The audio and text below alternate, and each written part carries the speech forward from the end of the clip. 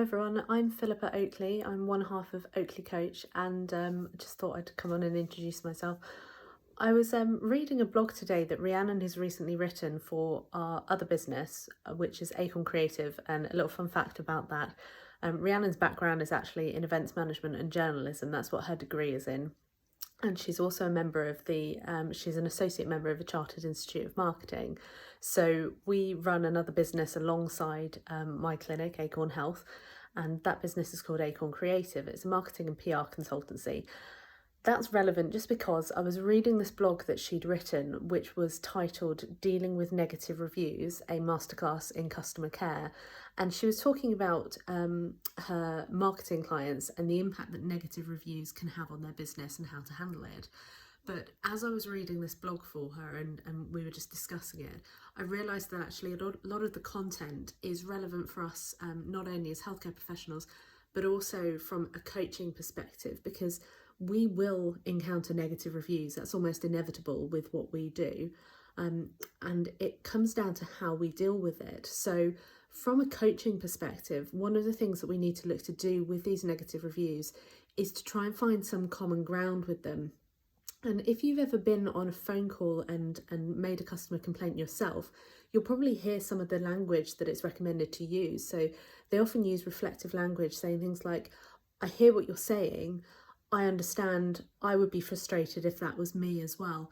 The reason why this is done is because it helps to bridge that gap between the complaining customer and the business. So it's something to bear in mind that when we're dealing with these reviews, finding that shared ground, expressing that commonality of I would be frustrated too, I hear what you're saying, I understand.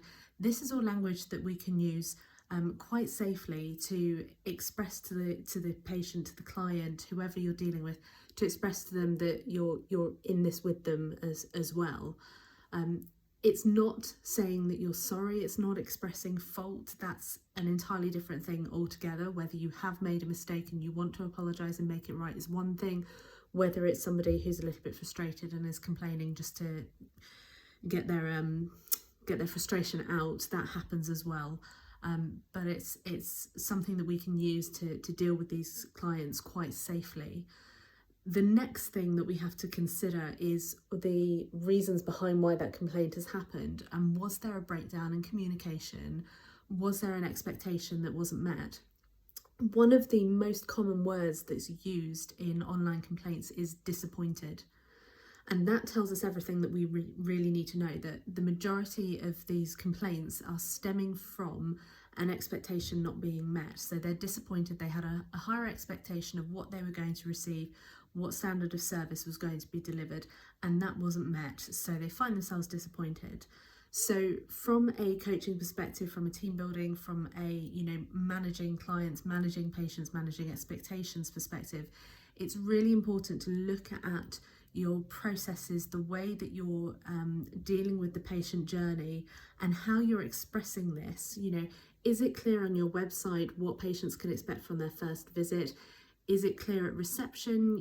Are they told when they book their appointment what to expect before they come in, how long the appointment is going to be, whether they're going to receive treatment on the first session?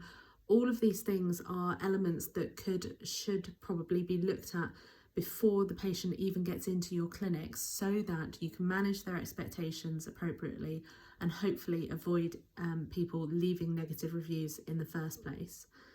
And lastly, the other thing to bear in mind is that a lot of the research now shows that about 40% of people, when they're contacting you through social media, particularly if they're expressing a complaint, they're expecting a response within the hour, and about 25% of those actually expect a response within 30 minutes. So as a business owner, obviously it can be really tricky. If you're in clinic and you're dealing with patients, obviously you might not be able to stop and respond within 30 minutes.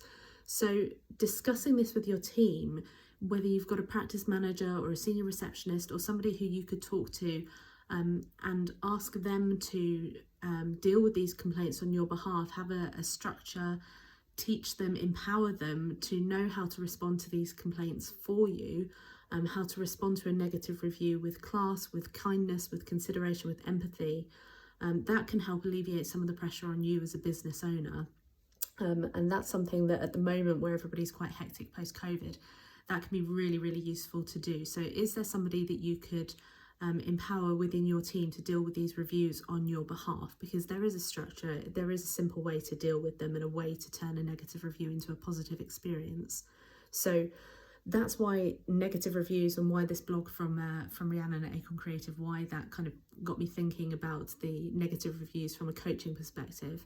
I hope those little tips have been helpful, and you know, do let us know whether you've got any feedback or any experience that you've had that you can tell us about, and how you dealt with a negative review and made it into a positive experience, because I know you've probably all got stories of similar events that you've dealt with in clinic, so I'd love to hear from them. Take care, everyone.